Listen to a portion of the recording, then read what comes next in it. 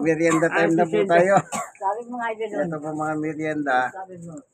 After ng Bible study, Walang ano eh. merienda. Tatay Ugos. Yan ang ako ng ano. Yan ang hindi papagod. Ayan ang gusto. Pagkano yung ano? Pagkano lang yung tinapay? 70. Ito po yung merienda. Meron kaming kape. 75. Halos maubos na yung kape. Masarap. Tinapay. Yan.